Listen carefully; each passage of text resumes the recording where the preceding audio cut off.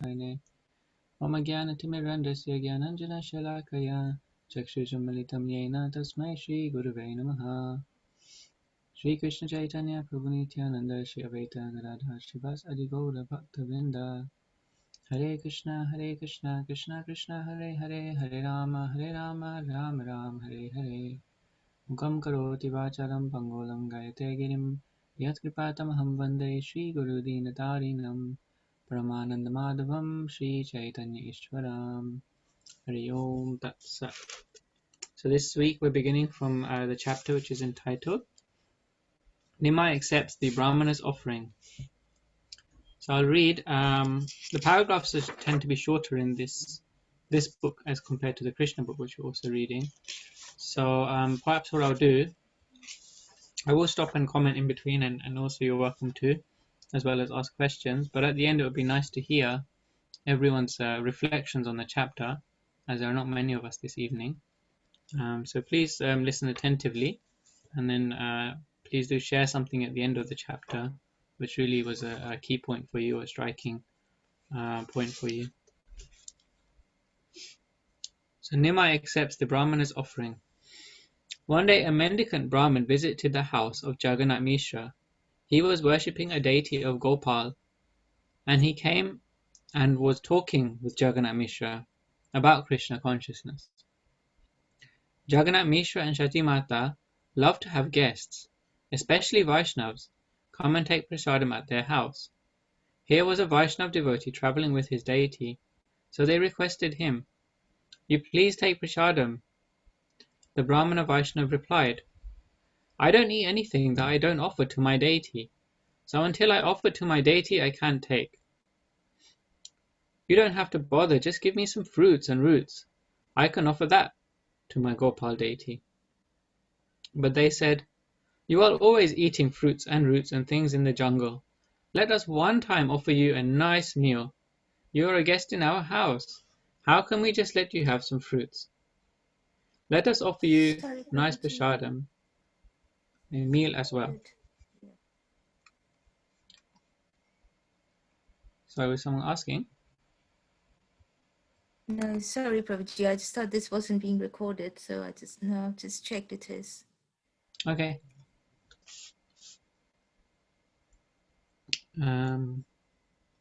We will cook it and you offer it. We are Brahmanis, so we will cook and you offer to your deity.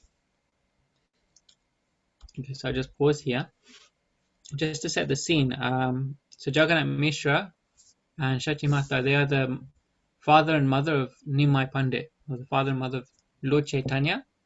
And in his childhood pastime on one occasion, this Brahmana, this traveling Brahmana, who would just go from home to home begging and teaching, was visiting in the Navadvip area, and they had the opportunity to host him. So it's quite instructive, their life, in that they are taking up the service of hosting devotees, which is one thing we can learn from. And the way they do so is like, with their full heart. They really want to give everything they can to the service of this Brahmana. So they want to offer him food and cook for him. And he's only accepting food which is offered to his deity. Yeah. So I can continue. So he agreed. And then Mother Shachi and all the other ladies, they very happily came together and cut up vegetables and arranged a very nice feast to be cooked for Gopal. The Brahmana prepared the offering and put a plate in front of the deity. So I guess it's hinted here that there's other ladies here that are involved. So there'll be like maids who are working in the home, and maybe even the neighbors. They have a community, which is also, it's also very nice to notice that when there's a program happening, it's not just on one person's head, all of the preparations, but it's been arranged in a way that everyone participates. Yeah?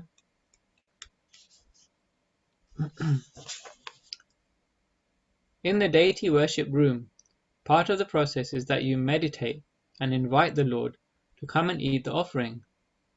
So the Brahmana went into meditation, and he was inviting the Lord. Gopal, Gopal, come here and take your meal. Take this bhoga. Eat this offering. Gopal, come here and eat this offering.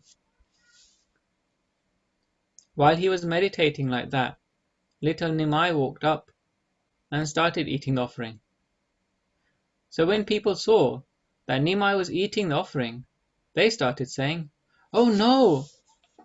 And then the Brahmana looked down and sat and saw that this little boy was eating the offering. And he also said, "Oh no, the offering is spoiled." He didn't know that Gopal personally came and accepted his offering. He thought that this baby spoilt the offering. Okay, so this is how the pastime begins now. Sachi Mata and the family have prepared a meal for the Brahman to offer to his deity. He obviously usually accepts very simple offerings. But in this case, he accepted a more opulent offering by the request of the hosts, Sachi Mata and Juggernaut Mishra. And now Nimai has just come and started to eat the offering right from the altar and the altar room. So in the traditional homes, the altar room was like a separate room in the house, which is noteworthy. Because in these days we tend to put our altar room, in the corner of maybe the small room in the house, or just if you have an office space, it's shared space, or in the living room, it may be in one corner, and then you have the television and everything else. Wherever it may be, that's common these days. But it's nice to notice that there was a deity room in the house. So there was a room where you would go in, and that room was specifically for Krishna conscious activities only, exclusively. It was only specially for the deities. And so you could have that room and a sacred space in your home where you could have that, transcendental silent vibration, go in there and chant and read and do the spiritual activities. So I thought that was quite interesting to notice. Anyone else would like to share comments or questions as we go? I'll continue then. Juggernaut Mishra came and saw what had happened, and he became so angry that he started chasing Nimai, and Nimai was running there in the house. Juggernaut Mishra picked up a little stick and said, "You naughty boy, how are you doing this? Ruining the Brahman's offering?" The Brahman became frightened and practically tackled Juggernaut Mishra and said, Please, don't hit the boy. He is innocent. He doesn't know. He's a little child, a toddler. What does he know? It is all right. It is not in my stars to eat today. Just give me some fruits." Okay. So Nimai has gone to the altar room and he's eaten the offering which was meant for the Gopal deity before it's been offered. The Brahman is still meditating on offering. Yeah. So even we have our process of offering bhoga to the deity, isn't it? So we say the pranam of our spiritual master. We chant the Lord Chaitanya pranam mantra. We chant the Krishna pranam mantra. And then we chant Sri Krishna Chaitanya, the Panchatattva mantra, and the Hare Krishna Maha Mantra.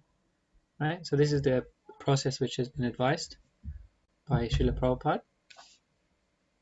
So this is actually, sometimes we do this offering and it's just, saying the mantras, but it's actually a meditation that we're meditating, that we're participating, or we're assisting our spiritual master in calling Lord Chaitanya, in calling Sri Krishna, and by the holy name we're inviting them to come and take the offering. So in the same way, this Brahmana, he's meditating and he's calling Gopal to take the offering, but Chaitanya Mahaprabhu is taking the offering as a small boy. Yeah, and this is making Juggernaut Mishra angry because he's not able to host his guests properly, because that prasadam, after being offered, will become the meal for the Brahmin who's visiting. Okay, And the Brahmin, he's detached. He's actually a very advanced devotee. He's very detached, and he just accepts like fruits and roots. So he doesn't mind. Then they were all pleading, "No, no, my dear sir. We are attached householders. How can we survive if our guests cannot eat? We will be very unhappy. You must let us cook. One more time. We will cook another offering, and you can offer again." So they were pleading and requesting, and finally he agreed. So now they're making their second meal, Generally, I don't know how you would feel in this situation. What do you think? That they made one meal, and they were just during the offering, Nimai ate the meal, and now they're willing to make a second meal. Huh? Do you have any thoughts, anyone? It'd be nice if more devotees would join on camera too, if it's possible in your situation, It so that we can shows have that the a group sorry, sangha Prabhu. together. Sorry, Mataji? It shows that the couple, Sachimata and Jagannath Mishra, are so dedicated to feed the devotees. So that's how we have to follow as well. Devotees, satisfying the devotees is equal to satisfying Krishna. Yeah. Even here, devotee, he is not asking for himself. He just wants to glorify Krishna and then have as a prasadam. So it's our duty to Yeah. follow Vaishnava pranam is more important. Yeah. Nice points you've made, Mataji. So they're so eager, they're so enthusiastic to serve, isn't it? They're willing to cook a whole meal again. Huh? They've just cooked a beautiful meal. Huh? And now it's been spoiled, so they're willing to cook a whole other meal all over again from the beginning. So dedicated they are. And as Mataji said, it's more important to serve the Brahmanas than even serving Krishna. Krishna says he eats through the mouth of the Brahmanas. In the Bhagavatam it's said like that. So if you want to feed Krishna, then feed the Brahmins. Hare Krishna, Prabhu. Hare Krishna. Also, it's endeavor. Endeavor, yes? Yeah, to get Krishna's mercy. Yeah, they're very eager to get Krishna's mercy and they're endeavoring for that. Yes. So they don't just think, oh, what can we do? We tried. We did our best and, didn't work out. So, move on. Fruits and roots it is. But they're going to try again, This time they put Nimai out of sight. Again, all the ladies were happy once he agreed. And they were cooking again, very enthusiastically, for this Brahman to make the offering to Gopal. This time, by the time it was ready, it was probably about 6 in the night. So then again the Brahmin went into his meditation and was calling, "Gopal, come and take this offering. Eat this offering, Gopal." Again from nowhere, little Nimai appeared, and he started eating the offering. This time, the Brahmin cried out, and Juggernaut Mishra really became angry, chastising Nimai.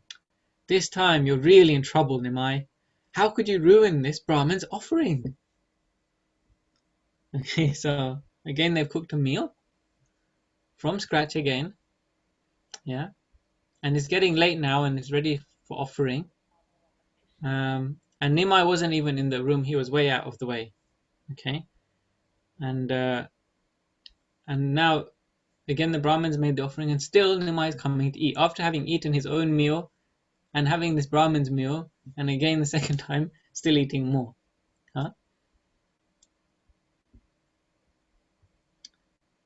So Nimai was running and skipping away from his father. And again the Brahmin stopped Juggernaut Mishra and said, "Sir, please don't be angry. It is all ordained by the Lord. It doesn't matter. I am not meant to eat today." So he's like, the Brahmin here who's visiting, he's not even like, expecting any meal. He's very simple, right? And even on his plea that he doesn't want to take anything, then he's being obliged to.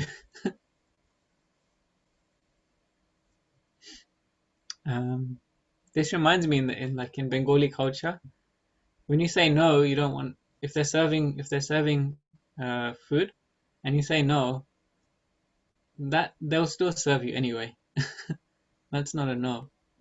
If you say no, they'll say no, come on, please, take some. We've cooked for you, we want you to have, please. And they'll put, and then it's until you say no more, then they understand, okay, no more serving. So this is actually a wonderful thing about Bengali culture. Yeah, no, I can completely. And so you can see here again, in that mood is there to serve and serve and serve, no matter what. Even the Brahmin, he doesn't have that desire to eat a opulent meal. Still, the desire is very strong to serve.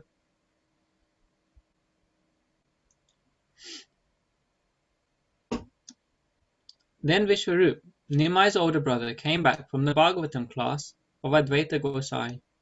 By this time, Vishwarup was maybe 9 or 10 years old. When the Brahmin saw Vishwarup, he was amazed, because he is a devotee, and Vishwarup is actually Sankarshan. When he saw Vishwarup, he was so attracted, he said, "Who is this boy?" His heart was immediately drawn to Vishwarup. Who are the fortunate parents of this boy? He was just amazed. Okay. So now another personality is entered this pastime, Vishwarup. Does anyone know who Vishwarup is? His elder brother? Elder brother of Nimai. Nimai, that's right, yeah. Nimai's older brother, it says here. So yeah, and as we know, Krishna's older brother is none other than Balaram. Lord Balaram, that's right. So Vishwarup is also Lord Balaram, yeah? Or actually, he's an expansion of Balaram known as Sankarshan, yeah? So on seeing Sankarshan, this Brahmin was like really amazed. He just could see that this boy was so pure. Then Vishwarup saw that his father and mother were crying, and everybody was upset.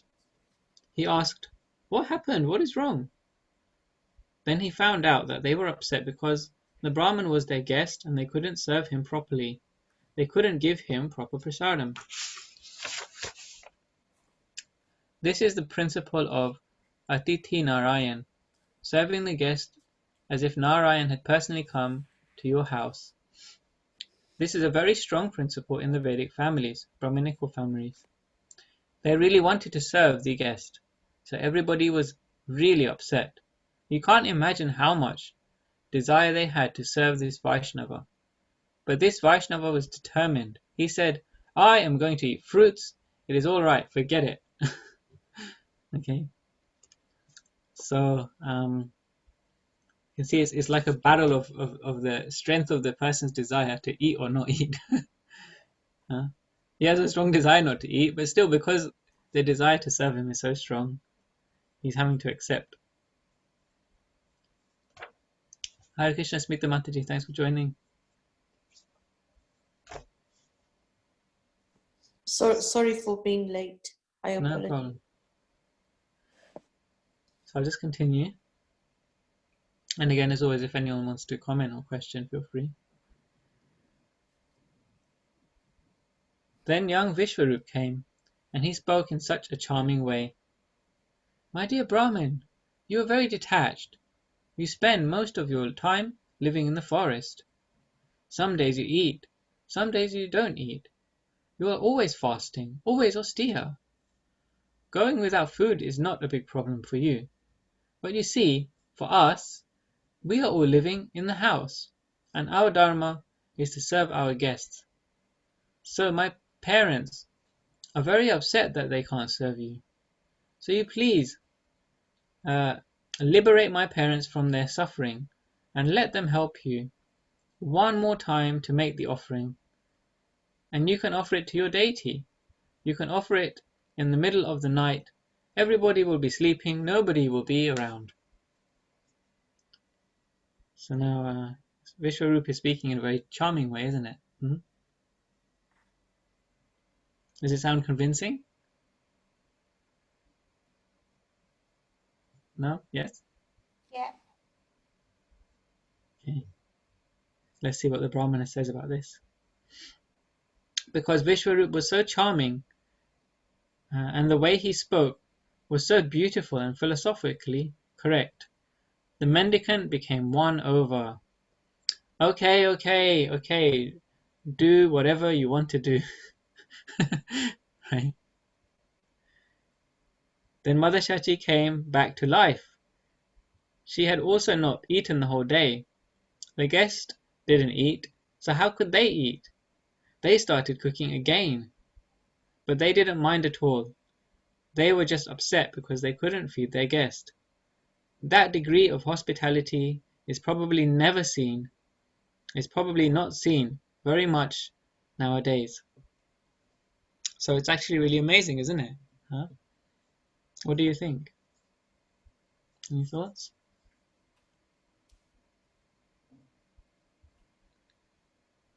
So they're so eager to serve this mendicant, he said. They're cooking for the third time, and now it's coming close to midnight. And some more information is given about the family. Huh?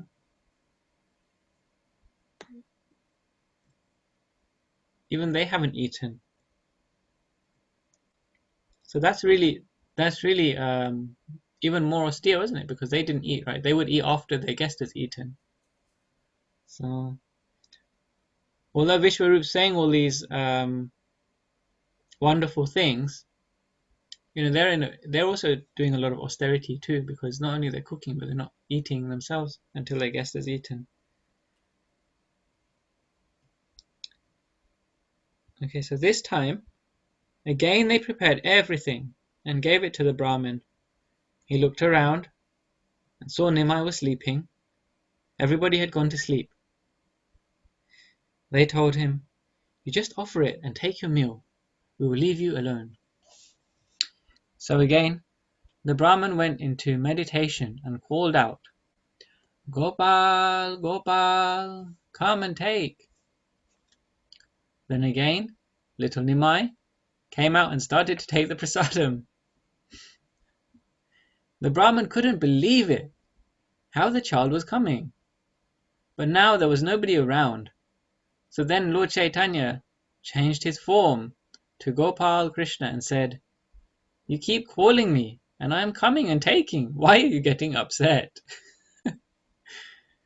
Then the Brahmin, the mendicant, seeing that his own Lord was coming and personally taking his meal, was overwhelmed to see Krishna face to face. He paid his obeisances. Then little Nimai explained, "Now I have come here in this house, but I am hiding myself.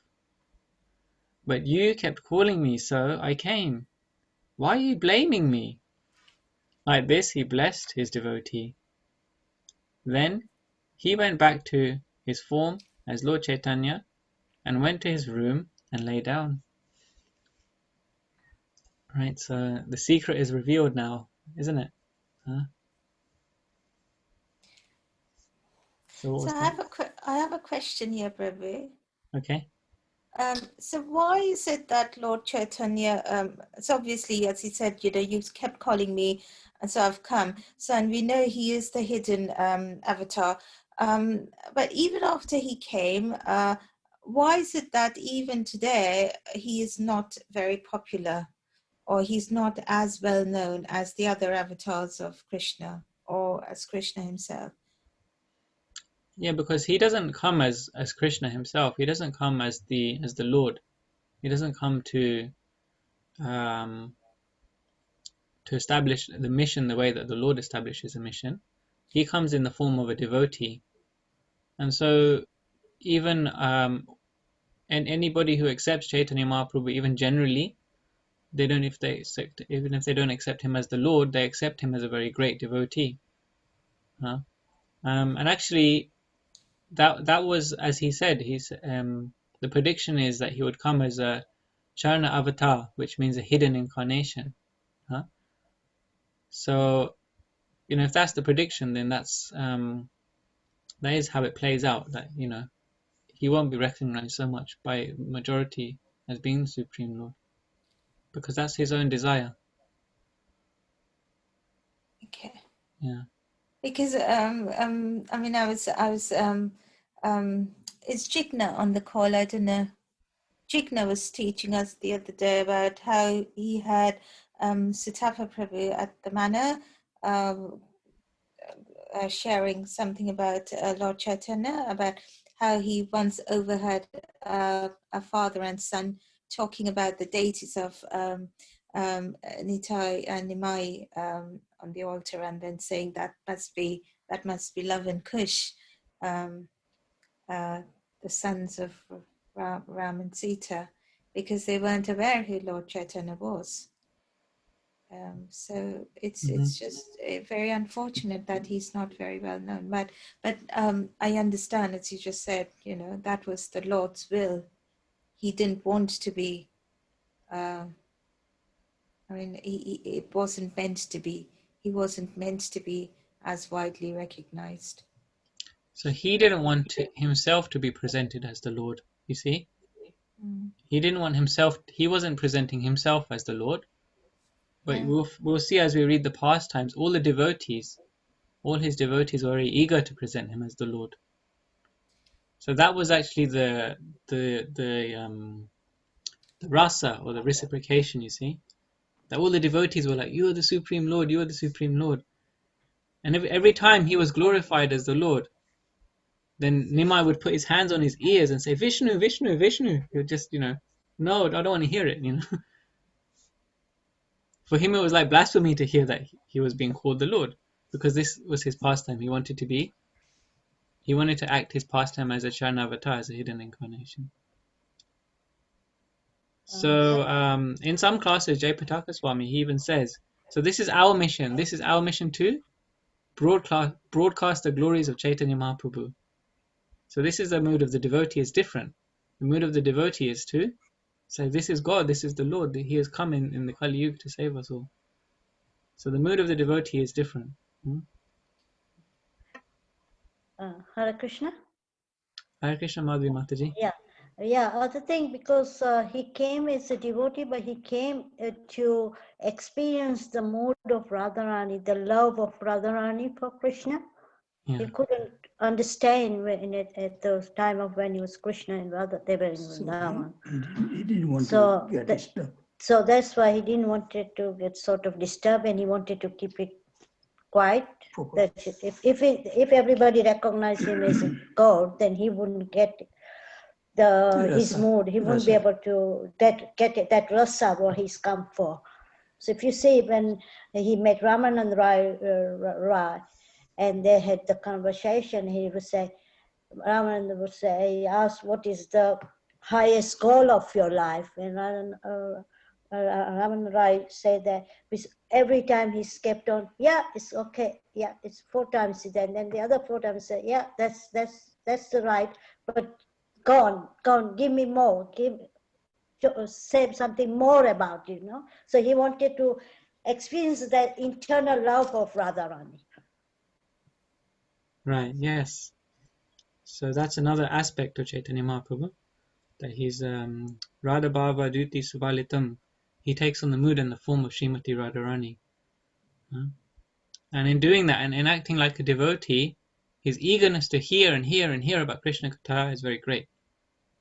So did Radharani love Krishna more than Krishna loved Radharani? Well, no, not necessarily, because Radharani loved Krishna, and Krishna couldn't understand why Radharani loved him so much.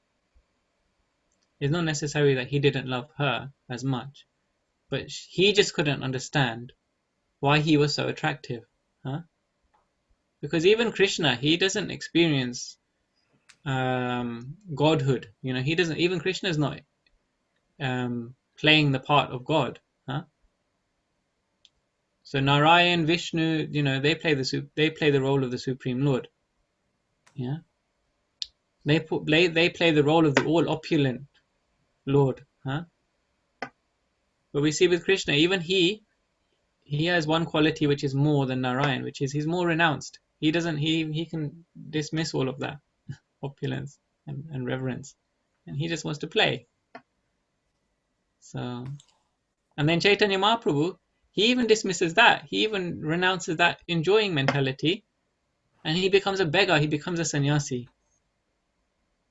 You know, so he takes that mood of renunciation even further. Yeah. But he is the self-same Supreme Lord. He just has the different moods, different tastes, different desires, and different experiences. Hare Krishna. Hare Krishna. Hare Krishna. Yeah, Krishna knew that Radharani loved him so much, but he could not understand the level of love. And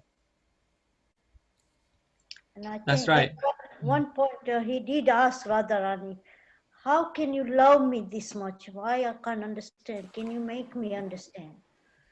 And Radharani said, in this, what's called, Avta, you won't be able to understand. You won't be able to take it if I tell you. Ah. So I think you have to become Radha. you have to become Radha to understand that. So this life you won't be. So then after that, I was listening to what's his name? And he was saying that what's his name? The class, where is it? I forgot the name. Lal Govinda. Oh, Lal Govinda Prabhu, and he's doing the Gaura Yatra, Mayapur Yatra. And then Radharani called his gopis and all us the Sakhis and discussed with it that now Krishna wants to understand my love. So I can't give him it this time, but we'll have to do something for that. And that she planned to have Mayapur, create Mayapur. So that's how Mayapur has come. That's why Mayapur, we get more mercy for Chaitanya Mahaprabhu because it's been done by, Vrindavan is established by Krishna, brought it. But Mayapur, Navadvip is by, organized or whatever, by Radharani and her Sakhis.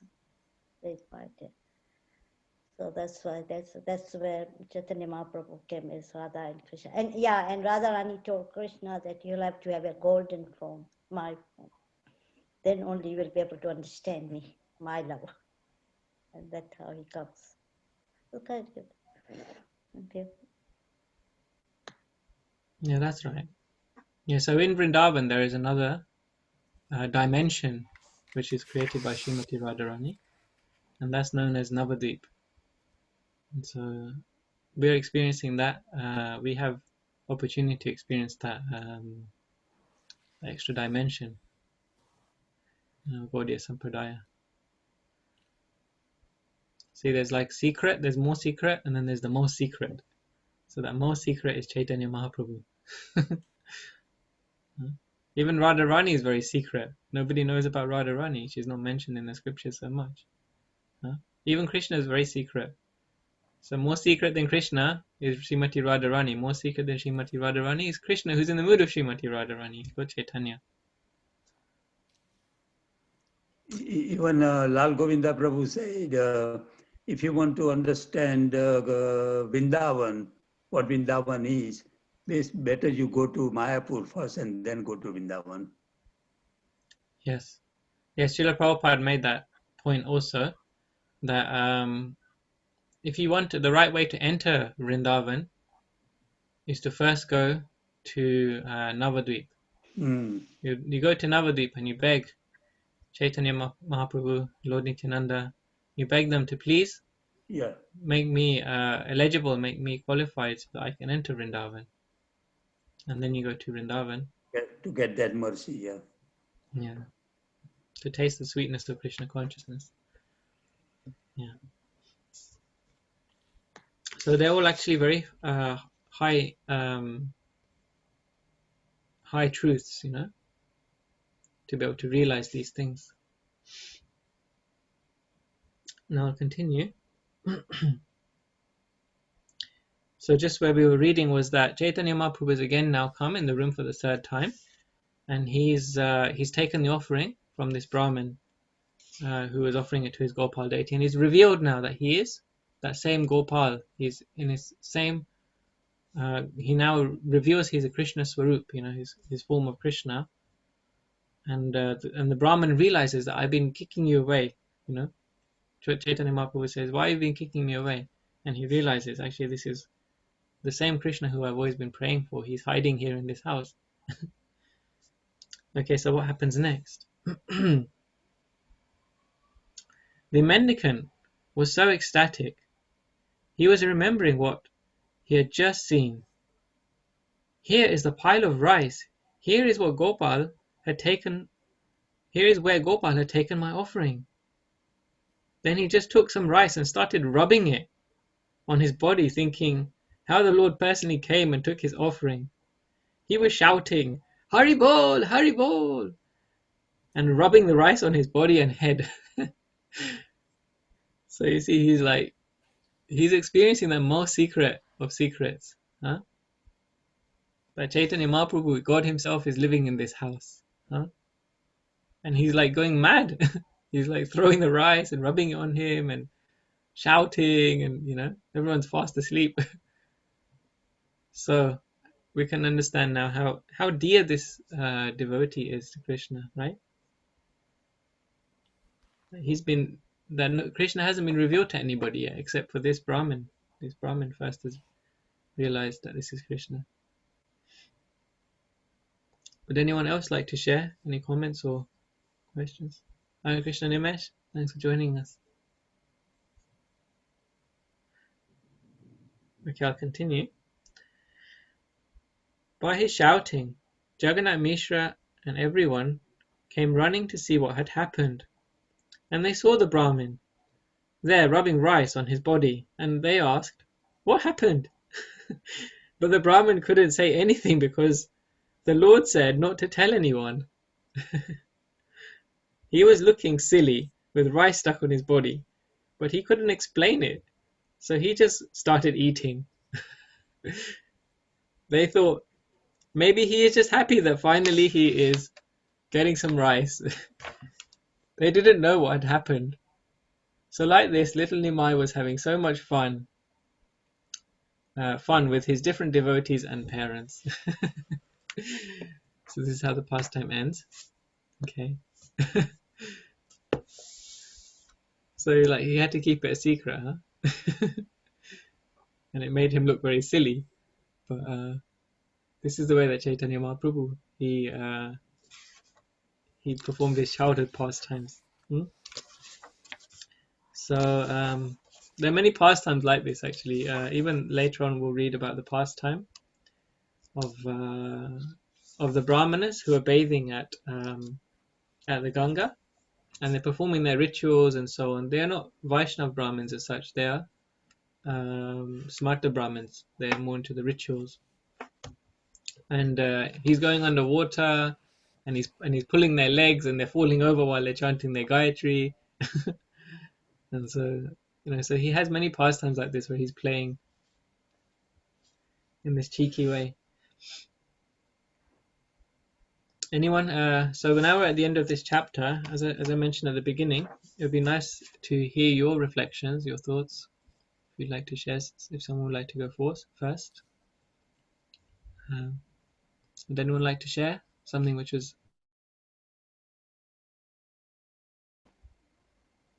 Hare Krishna. Hare Krishna. It's just they must have thought he was mad. Yeah. And like the little way the Chaitanya Mahaprabhu, Mother Sachi thought she was going mad when we had the Brahmanas giving him that bathing abhishek, and there was nobody there when. So these little tricks, he likes doing these little tricks to his devotees. I just thought that just stick in my mind. That's right. So in the previous week, we read that all those devas, they came in the courtyard, and no one could hear her, even though she was shouting for help. So she thought she was going mad. Yeah. So this is the madness of Krishna consciousness. There's an article Srila Prabhupada wrote in one of the very early days, even I think before ISKCON was established, even as a formal, like a registered society, and I think it was called Everybody's Crazy. I think that was the title of the article. So you can look it up in the Back to Godhead magazine. It's one of the very early publications, and therein Prabhupada writes, everybody's crazy. You know, the materialist, they think that the devotees are crazy. You know, these people who go around wearing orange, singing up and down the streets with shaved heads and ponytails. Huh? So materialists, they think the devotees are crazy for this. Yeah, uncivilized, so-called uncivilized behavior. And the devotees, they think that the materialists, they're crazy. Huh? Working so hard for such temporary, limited things. Huh? Not knowing what the goal of life is, that's crazy. Not knowing who you are, what your eternal relationship is with God. So Prabhupada had written this article called, I think it was called Everybody's Crazy. But you can see no one gets crazier than the devotees, of course. This is like something inconceivably ecstatic. And the level of happiness is incomparable also. Thanks for sharing, Smita Mataji, that point. Anyone else would like to share anything?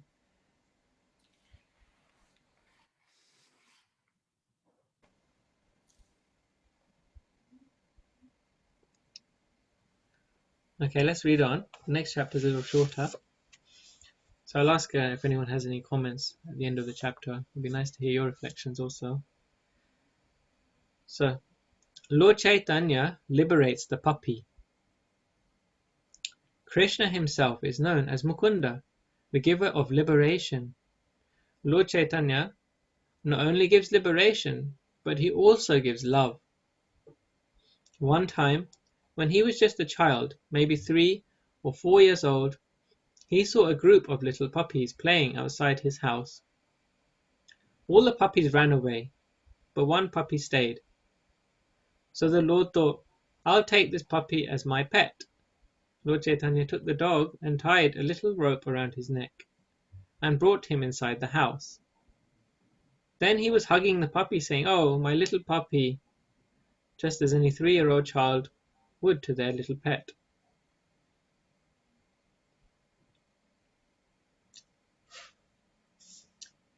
Okay, so I'll continue.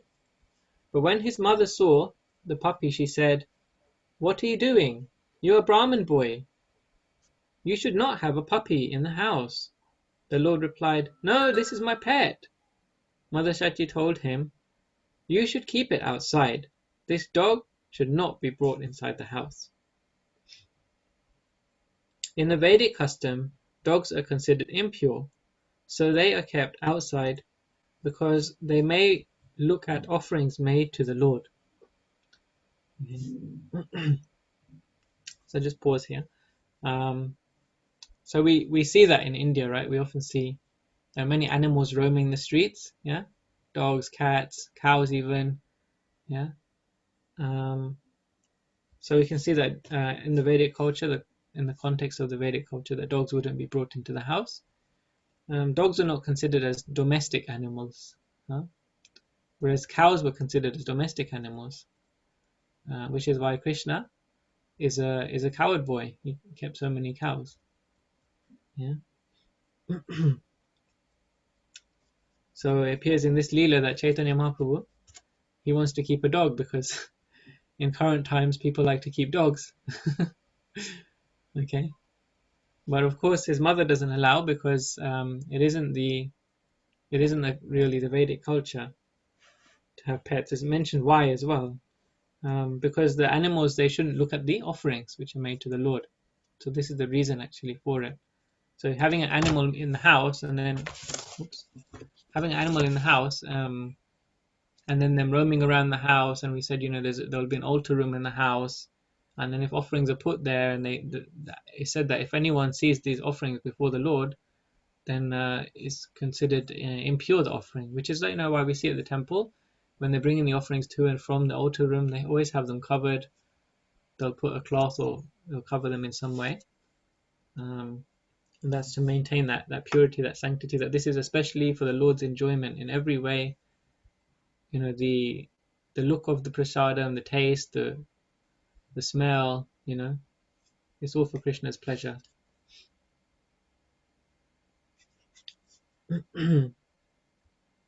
Just then, Lord Chaitanya said he wanted to go and take bath with his friends. So Mother Shachi told him, "You go and take your bath. I'll watch your puppy. Nobody will do anything."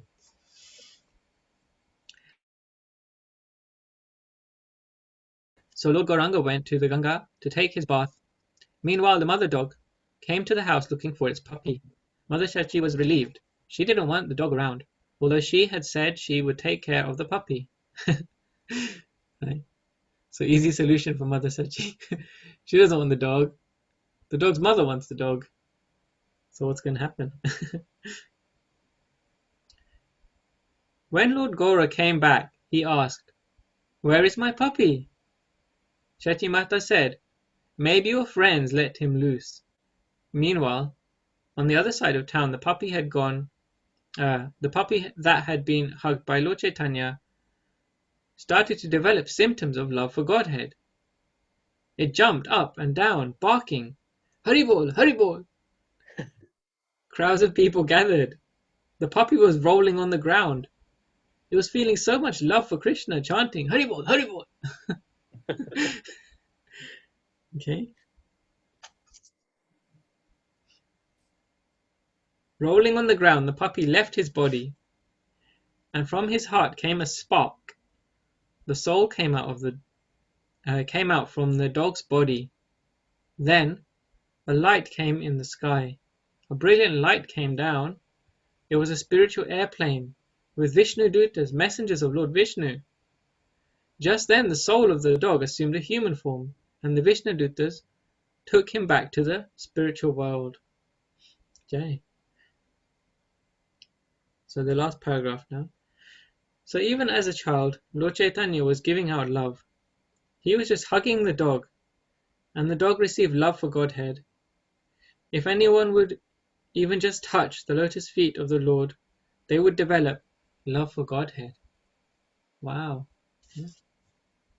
That's really amazing, that pastime, isn't it? Yeah. Would you like to share some thoughts, some reflections? Would someone else like to go first this time? Smita Mataji, jump to it first. Sorry. Go ahead. It's just something. Enthusiastic. It's just something personal, really. Yeah. I love dogs, and you think, keep a dog, feed him prasadam, and he might get a human body maybe in his next lifetime and go to a devotee, be born as a devotee or something. Yeah. So today, I won't have a dog simply because the attachment. So I as much as I love them, I won't have one. So my next door neighbor's got a little puppy, and he came jumping up at me, and I kept on saying, Hare Krishna, hoping that he's listening to me saying, taking Krishna's name, and maybe that might help him in any way. Yeah, for sure. Yeah, thanks for sharing. That's a really nice personal story that you could relate to this pastime. Yeah, so generally devotees don't have pets. That's kind of the standard, but it doesn't mean that devotees don't have pets. I personally know devotees who've got dogs, cats, birds, different animals, I know devotees got rabbit, tortoise, fish, you name it. Devotees have different kind of pets too. So yeah, but it's not let's say as per this standard, it's not the norm. Yeah. And of course, you can give the pets prasadam, which is a great benefit. Yeah. Hare Krishna. Hare Krishna, Mataji.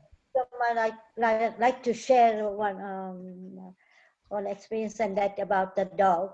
Yeah, please. When we were staying in South London, we had next door neighbor had a dog, and So every time we went in the garden and that, and he would like look, so he was watching our house as well for us, so helping that out. So when he was dying, this was the experience I got. He was in the garden, and the neighbor was sitting there, and he was really sad. The neighbor said he's gone. So I said, how is he? How is he? What's happening? He said, he's leaving his body. We took him to the doctor and all that, and they say he's going to leave anytime, and he's leaving. But I find that he's having very difficulty to pass on. So I said, okay, do you mind if I give him something? And he said, he's looking at your house, so towards your house into your window. So I said, he must be listening to the chanting going on. Mama was going on and all that. So he was listening, the window was open. So I said, okay. So I gave him Maha water, for my deities. And you won't believe, he took that up, and in a few minutes, he was just looking at my side, and listening so nicely, how his ears were, and then he left his body. Oh, And my wow. neighbor said, thank you for helping him out to leave the body. So God has helped him. So that was one of my experiences.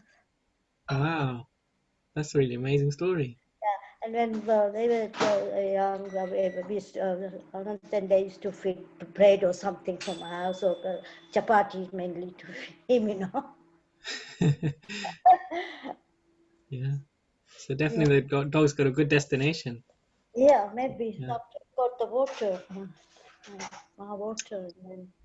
So it's said in the scriptures that that we live in this world of samsara. Samsara means you go around in a circle, you go through all the species of life. Yeah. So how many species of life are there according to our Vedas? Does anyone know? 8.4 million. 8.4 million species. So modern scientists they don't have a precise figure, but our Vedas they give a precise figure. 8.4 million species of life in this universe, in this creation. Which means so many thousands of species of cats, dogs, other animals, birds, so on and so on. And human beings, 400,000 species of human beings even. Now, and it's said that to go, if you have your karma to go in the species of a dog, then you have to be in all of the different kind of species of dog, and then you move up one level to the next, thing, and the next thing. But there is a mention as well that if you give prasadam to the animal, and the animal takes the prasadam, then it cuts the whole circle and it goes straight to the human life. So this is the benefit of even giving prasadam to animals, that you can cut that samskar, the samsara, and it goes straight to human birth. Because of the power of the prasadam, it cuts out all of the previous karmas of animal lives. So this is also mentioned in our scriptures. So yeah, for sure the animals, they get bad destination when they take prasadam. So, Prabhuji, can I ask a related question then? Not about dogs, but animals or insects in general. Say a spider at home. You've got spiders all the time at home. Now, we are not supposed to kill spiders. We are not supposed to kill any insects. So what I do is, if I see a spider, I just take it and then gently take it outside the window, and then I keep saying Hare Krishna, Hare Krishna. But then, outside the window, I mean, what if they die? They are blown away by the wind, and that's because we put them out of the window. But at the same time, I don't want to keep the spider inside my home. Yeah, Srila Prabhupada, he did the same thing. I've heard from different devotees, different memories that devotees have given, even at the manor. Prabhupada, he would sometimes catch these insects, whatever it was, spider or whatever, and he would say Hare Krishna, Hare Krishna, and he would open the window. And in some occasions, I heard devotees, they would tell the story, and they would say, he'd throw the animal out the window or the insect out the window, and then Prabhupada would say something like, be liberated, joking, kind of way, So Prabhupada also would do that. Yeah. Okay. So it's quite all right. Okay. Thank you.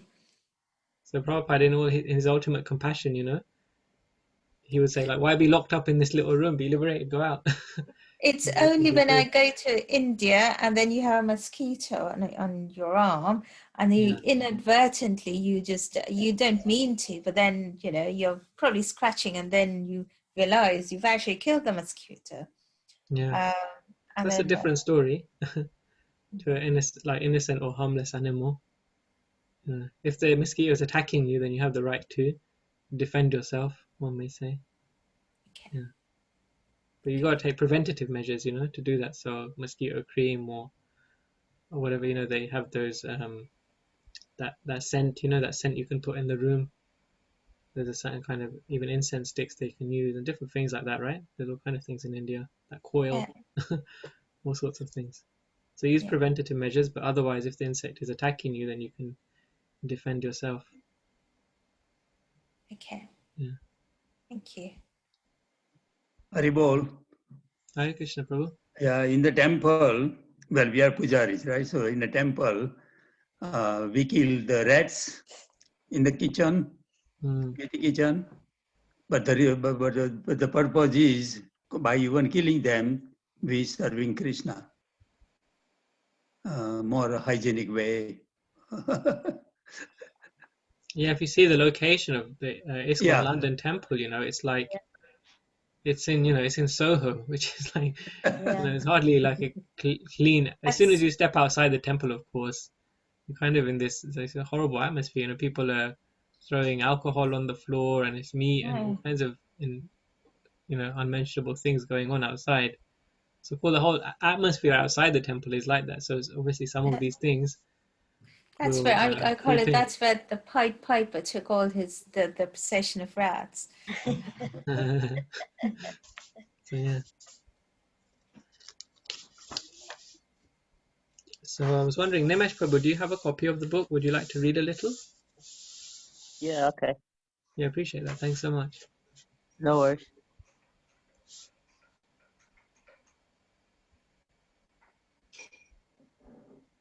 Sorry, it's just loading up. No problem.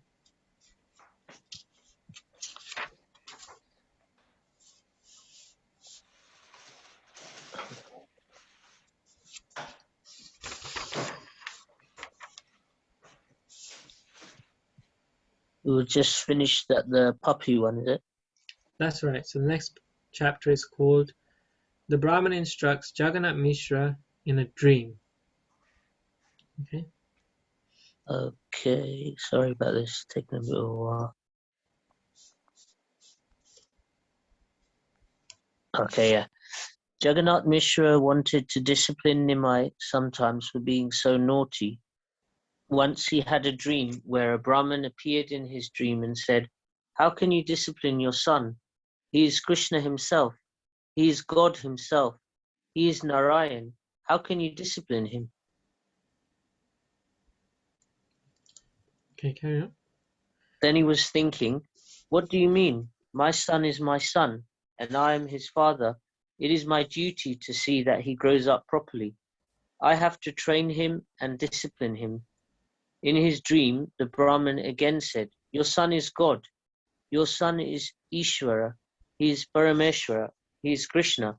What can you teach Ishvara?"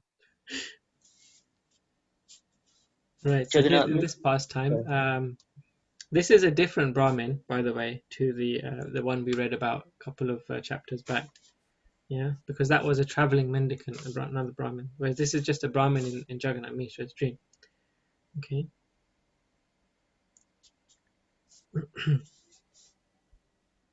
You want to carry on, Prabhu? Juggernaut Mishra replied, "Father is father, son is son. It doesn't matter who he is." Juggernaut Mishra is really fixed in his Vatsalya Ras. Finally, the Brahmin shouted out, "Look, can't you understand? Your son is God." Just for a minute, it flashed through the mind of Juggernaut Mishra, "My son is really God. What can I teach God?" Then he woke up from his dream and thought, "What a nightmare. Nimai is my son. He went straight back into Vatsalya Bhav. Yogamaya covers the devotee, so they just see the Lord in terms of their relationship. Amazing. That's really amazing, huh? So this is the pastime where we see the love, the amount of love that Juggernaut Mishra has for God, actually, but God in the form of his son, huh? So he doesn't have love of God in the the traditional, the common sense that people might think, but he loves God in the form of his son, which is why he's got this staibhav, it's called, like he's just determined to have that particular mood. Yeah, and that staibhav he has is a vatsalya ras, the parental mood of love. So those who have this kind of this mood that the Lord is the supreme, and he's all opulent, and he's the controller and the enjoyer and the proprietor of everything, yeah, and I'm just simply his humble menial insignificant servant. That mood is called dasya bhav, mood of servitude. But our scriptures explain that that's not the only mood in which one can serve the Supreme Lord. There are other moods, there are other relationships that one can have with God. Yeah.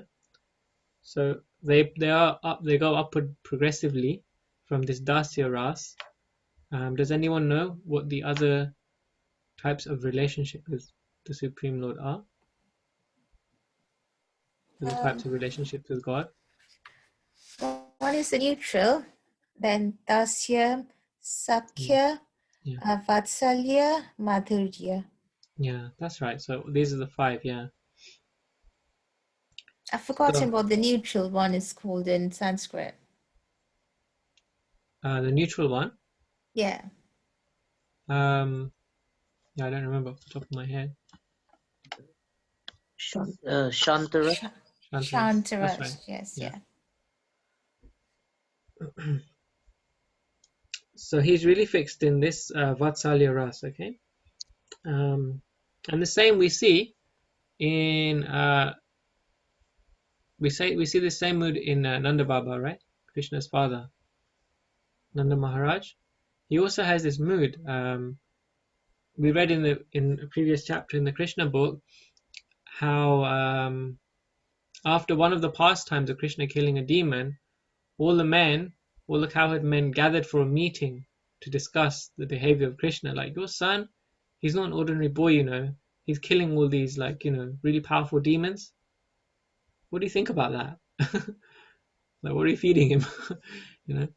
So, and he's just like, he's not God, he's not God. They're all saying, your son is not even, he must be even higher than the devas.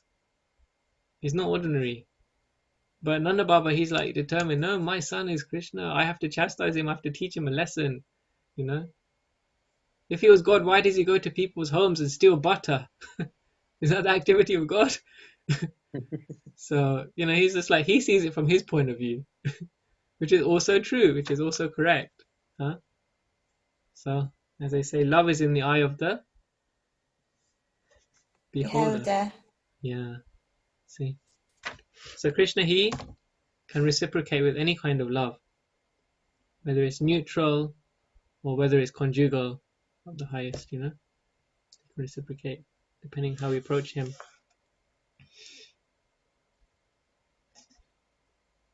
So unless there's any comments or questions, we could continue.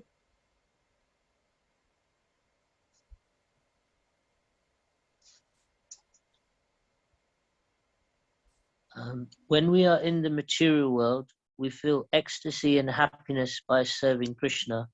Maybe it is cleaning the temple, book distribution, deity worship, taking care of the cows, taking care of the garden, or training our children. Whatever service we do for Krishna, it is our devotional service that gives us happiness. Yeah, so this is just a commentary now. Want to carry on?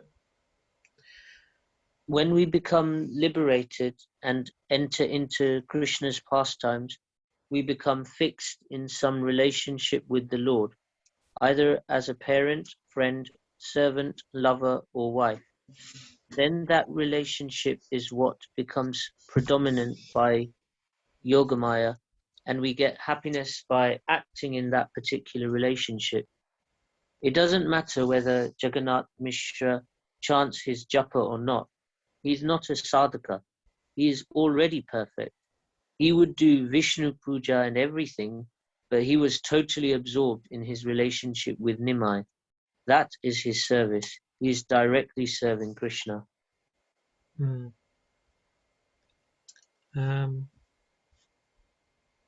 So there's two levels discussed here of devotional service. One is called Sadhana Bhakti, yeah, and one is called the Siddha, or the perfect stage, yeah. So Jagannath Mishra, he's already actually liberated. He's a liberated person already. He's not in a he's not just, you know, practicing spiritual life. He's already established his relationship with the Supreme Lord. He's already perfected his life because he has a relationship with God which he can act and serve in. Yeah. So another thing mentioned here is that in the beginning of spiritual life, we become attached to doing a particular service. Yeah. But of course, as life goes on, services change. You know, our situation in the material world changes. So actually, we should learn and we should realize that it's not the service that we should be attached to. The service is just the medium by which we serve, which we relate with Krishna. Actually, it's Krishna who we should be attached to, the person who we're serving, Krishna. And so we see here with these advanced devotees, they don't have to do any sadhana. They don't have to practice. They don't have to, you know, regulate themselves in a service. They just have to, you know, simply act in the relationship they have with Krishna, whether it's a father, a mother, a friend, or a lover. Yeah. Any thoughts or comments on that? Questions? Otherwise, Prabhu could carry on reading.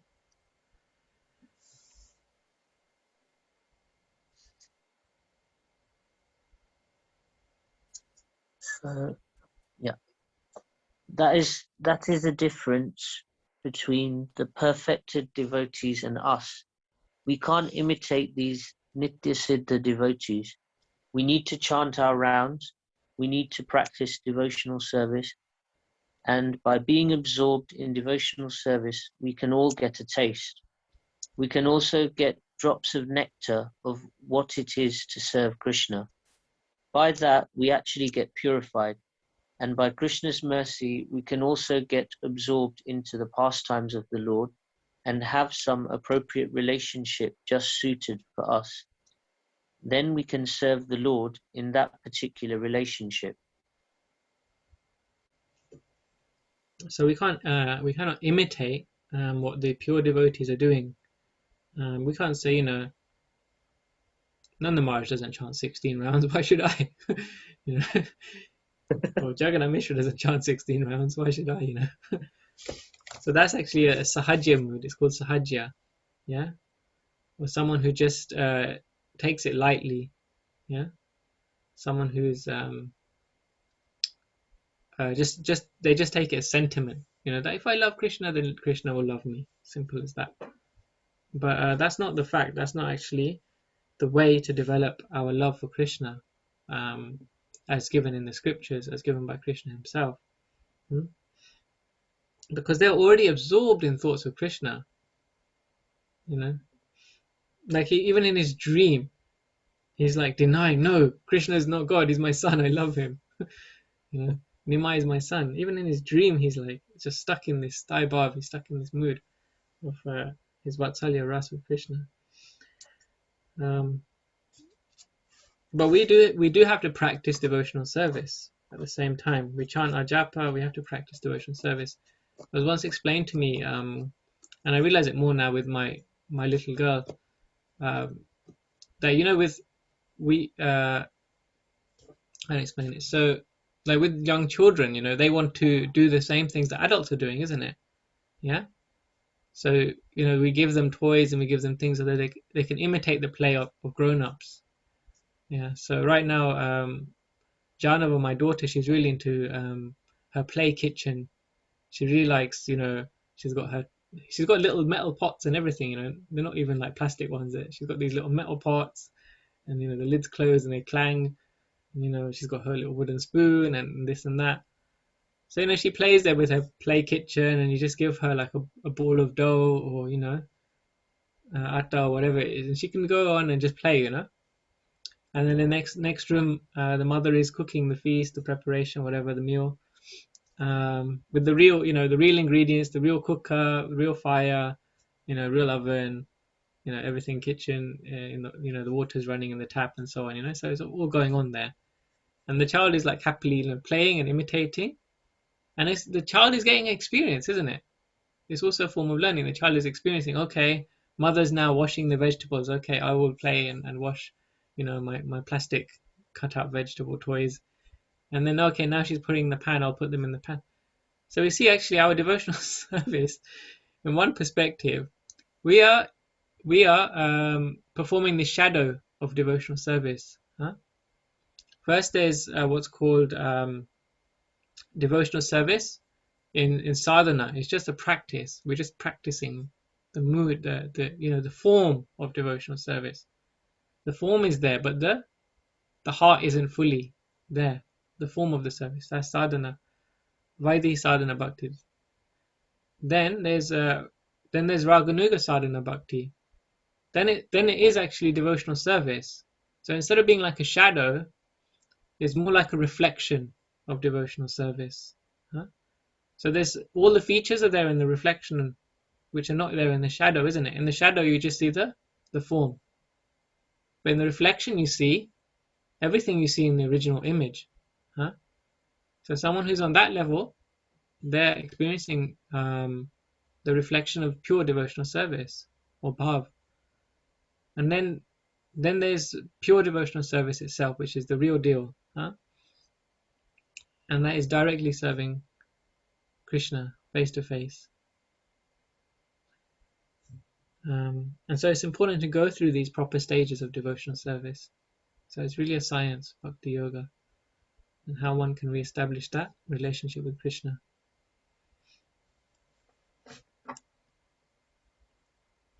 Prabhu, you want to continue from here?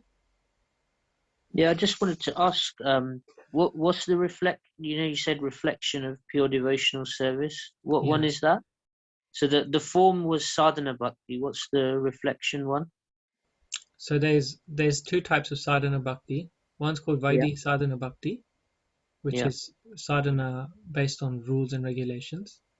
Yeah. So, you know, we're told chant 16 rounds, so, you know, we chant 16 rounds. But then there's a higher level than that, which is also sadhana bhakti, which is also practice, but it's called raganuga sadhana bhakti, which means you're not attached to the ritual, you're not attached to the practice itself, as we've read here, right? There's just the fact that we have a service, we attach to that, but then we actually become attached to Krishna in doing that service.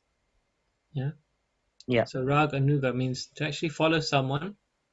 Anuga means to be a follower of someone who has rag, someone who has the real thing. So we become attached to actually serving the spiritual master. We actually become attached to serving Krishna and his pure devotees. And then the highest stage, that's called ragatmika bhakti. Yeah, where that person actually has that rag themselves. They actually have that devotional service themselves, that purity of heart which they can experience Krishna. That's called ragatmika bhakti. That's the highest. So these teachings all come from the Nectar of Devotion by Rupa Swami. Yeah.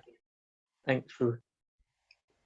So during the childhood pastimes, the parents or parental devotees have so many opportunities to do service. And as the Lord grows into childhood, then the friends have lots of opportunity. Like this, there are different phases of pastimes when different relationships get more scope. So one thing also to bear in mind here, that the Lord's pastimes are eternal. They're always going on. They're not like our lifetime, that you go through certain stages of life and the body changes. Yeah, our body is actually changing every moment. Yeah, and then once that moment is over, once that time has passed, then that form of existence exists no longer. That's our life. Our life is temporary, is not permanent form of existence. Therefore, it's called an illusion, this world, because none of those forms are permanent. But actually, all of Krishna's pastimes, every moment is an eternal, is set in eternity. So it's not like here when the childhood pastimes are done, then okay, move out of the way. Sachi Mata, Juggernaut, Mishra, it's time for the friends to come in.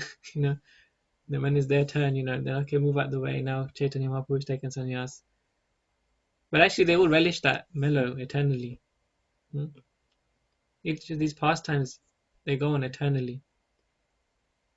And when the Lord descends from the spiritual world, he just exhibits these pastimes like a play, like a leela. So one pastime is performed after the next. But they're actually eternal. Therefore, it's called Nitya Leela.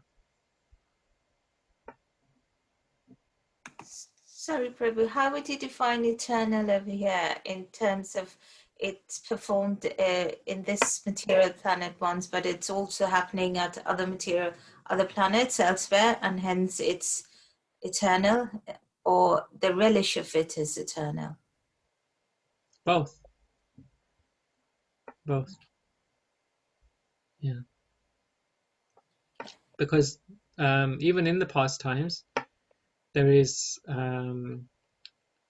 Vipralamba and Sambhog. There's separation and union. Yeah. It's a whole other subject, which I won't get into right now. But there's both. So the pastime is going on eternally. So they're always in that. They can always be in that moment of the pastime. They will always be experiencing it. But they can also move on from it and experience separation of the moments of being with Krishna, the eternal devotees. Yeah. So this is all the activities of Yog Maya.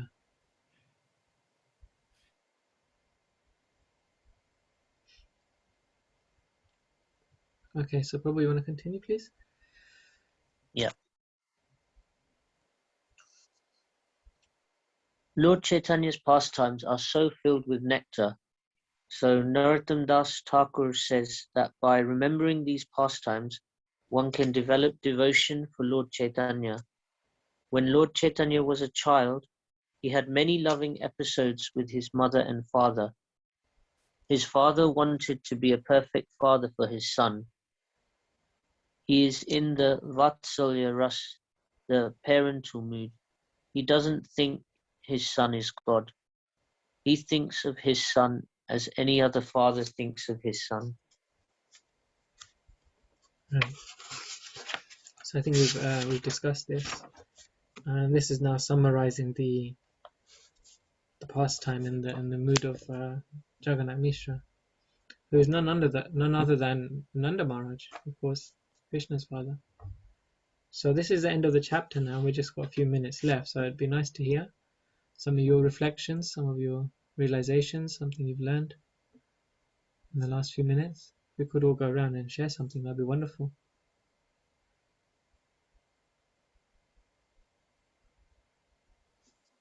I don't like to pick on people in particular. Okay, I'll go. I'm always talking, so I'll keep it short and simple. I think the most, what really, I mean, we've known about it, but what really stood out for me is the mischievous part of Nemai's character. So that's really very sweet and very cute. I mean, apart from we hear about so many qualities, but yeah, we hear about Lord the young Krishna as a child, the mischievous qualities, and we see the same of here in Nimai as well. So that stood out for me. Thank you, Mataji. Thank you, Panchali, for sharing.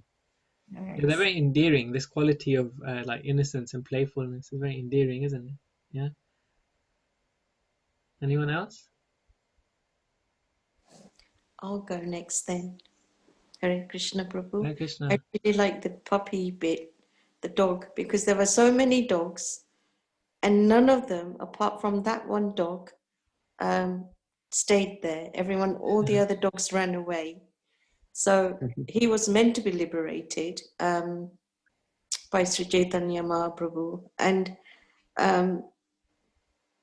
him being him having all that mercy, really, because he's Krishna himself. He knows everything, and having that mercy, I think it's just so. It brings to life. It sort of tells you as well that no matter what we can do or what we will do, if we just for once look at Sri Krishna's lotus feet with sincere. When I say sincerely, because that sincerely has to mean sincerely. He will really be merciful. So that really, I really like that tiny bit of the pastime. Thank you. Really glad you shared that. Very heart touching, isn't it? That Krishna's mercy is always available. Just have to stick around. Yeah. I remember Bhakti Charamad would always say, never leave ISKCON, always stay in ISKCON, no matter what. Just stick around, We've all got this dog collar, this Tulsi Mala on our necks. We're all Krishna's dogs ultimately. We're all Lord Chaitanya's dog. We might be that puppy who just kind of sticks around and gets the mercy in the end. Even if everything we do is offensive and useless, then just stick around. So even if we are not initiated, Prabhu, can we wear the Tulsi Mala? So I've been told we can wear Tulsi Mala on the neck when we're following vegetarian diet. Okay.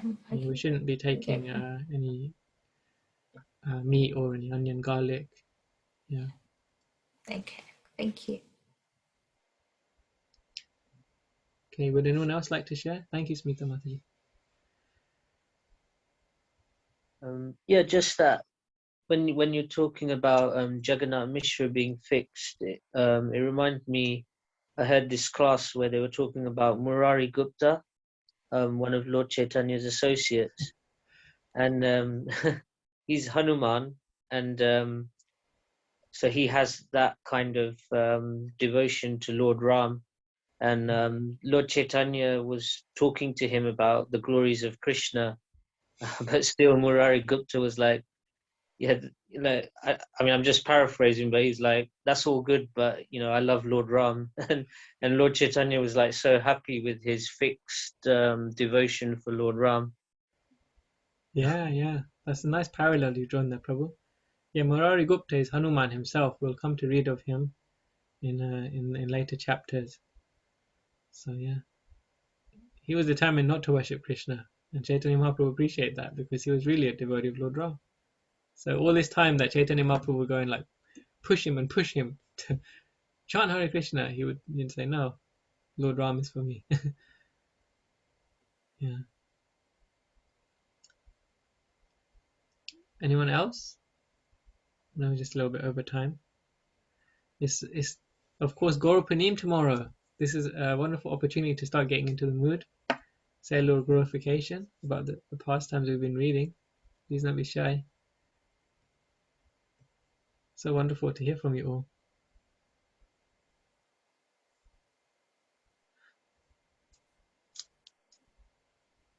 Hare Krishna Prabhu. Hare Krishna Mataji. I really like the part how Jagannath Mishra says, no matter he is my child. So it proves that the role of the father and mother to bring the child in Krishna conscious way, no matter even God's father has mentioned that we have to follow the father and mother role to bring them up properly. So that stood out for me, Prabhu. Yeah, that's a really nice point, yeah. So he's actually a perfect father, perfect role model, even for us practicing devotees, huh, Mataji? Is that what you're saying, isn't it? Yes, Prabhu. Yeah. I never saw that. Yeah, that's a really nice point. Yeah, father is father, son is son. It doesn't matter who he is. That's how he replied in this dream. Juggernaut Mishra replied in that way. Huh? So yeah.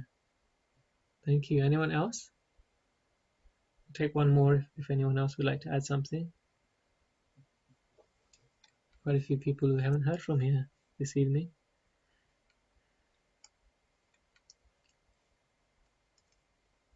Okay then, I think we can end here as tomorrow's Gaur Purnima. Wishing you all a very blissful, ecstatic, Krishna conscious and uplifting festival. So, Sri Chaitanya Mahaprabhu ki jai. Yeah. Yeah. So what are you all doing tomorrow for Gaur Purnima? I'd like to hear from you. I'm serving at the Solar Temple. Serving in what way? Prasadam? Or? No, don't. I'll be at the donation table. All right. So yeah. Cool. Yeah, I wish I. Yeah, no, that's any kind of serving is fine. I mean, to be able to serve at Gaur Purnima, it's really Krishna's mercy, Lord Chaitanya's mercy. Special mercy, yeah. Great you got to have that opportunity. Anyone else? Anything big, Hare anything Krishna, small? Prabhu. Hare Krishna. Yeah, we are doing Chapan Boha, not myself, but East London devotees. We are all doing it. So yeah, I'm preparing. I have started my cooking. That's the reason I couldn't put my video on and involve in conversation. So I have 6 or 7 items to prepare. Wow. So from today I have started. I'm preparing kaja, carrot halwa, and few varieties of rice, lemon rice. That's all South Indian dish. Lemon Okay. rice, yogurt rice, sweet rice, vegetable biryani. And then what else? I have to check my list now.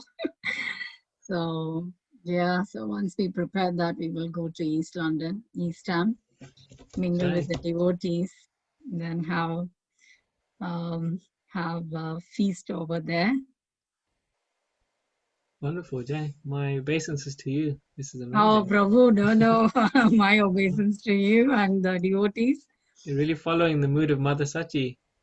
You know, she cooked and cooked and cooked, and she didn't eat anything herself. You'll be fasting the whole day, cooking Yeah, and tomorrow cooking. is fasting day. Yeah, yes, Prabhu. Until evening time at least. Yeah.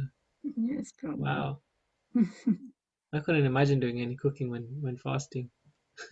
And that's the reason I'm doing only sweets tonight, and tomorrow all the rice varieties. Then sounds delicious. Anyone else like to share? Yeah. I'm also cooking. I'll make Gauranga potatoes for the first time. Ah, perfect.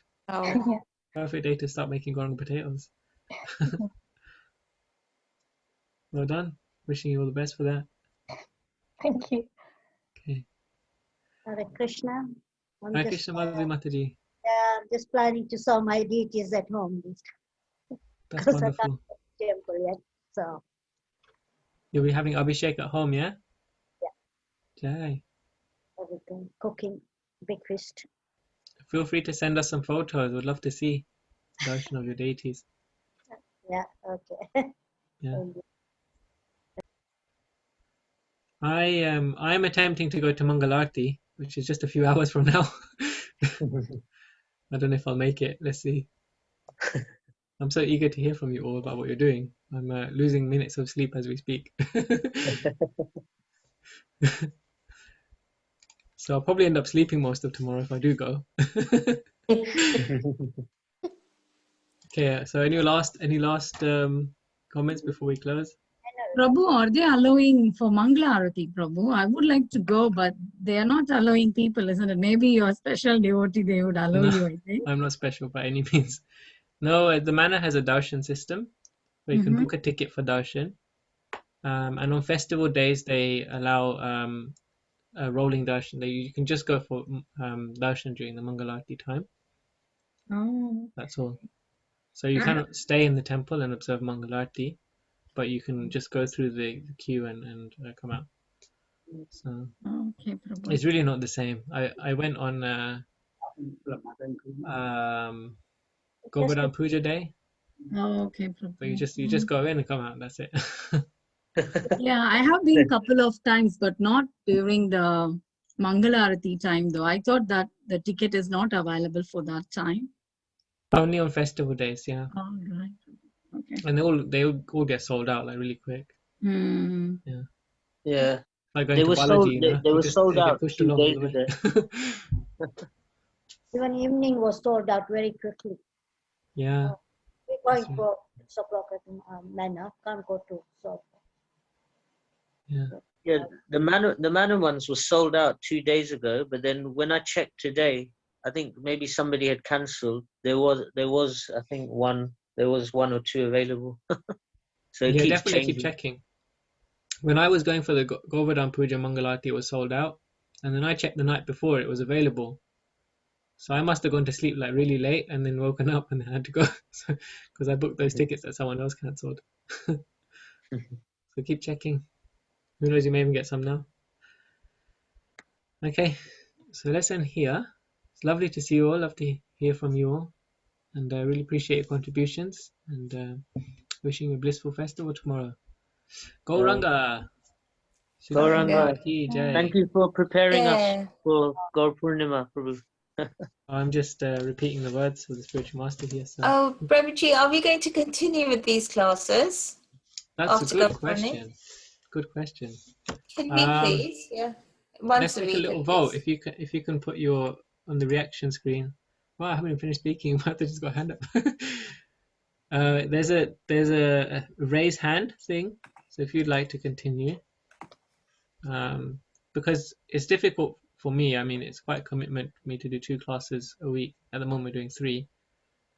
So I'm happy to continue if there's commitment from your side also. So 1, 2, 3, Smita Mataji 4. Thank you. Yeah. Okay then. Yeah, I'm happy to continue. We'll see how we go. If at least 4 of us can join, then that would be super. Yeah. And as I mentioned previously, these Gauranga books now are being ordered in just for us, just especially for our group. I've got 15 plus orders already, so they should be on the way within a week or so. Don't quote me on that, but I've been told it's a week more or less. So we should all have a copy very soon for the next sessions. So that'll be really helpful. So what I'll do, we're not going to do 2 times a week for this Gauranga book. Then if we have to continue, it'll either be Thursday or Saturday. And I'm leaning towards Thursday, so let's see. I'll just confirm that. I know that you can all attend Thursday and Saturday, so I'll just have to see what's my schedule like for the next months ahead, and then I'll finalize that. Okay. So again, thanks everyone. Wishing you a blissful Gaur Purnima festival. Hare Thank Krishna. you. Hare Hare Krishna. Krishna. Hare Krishna, Hare Krishna, everyone. Hare Krishna, Bye. everyone. DJ. Bye.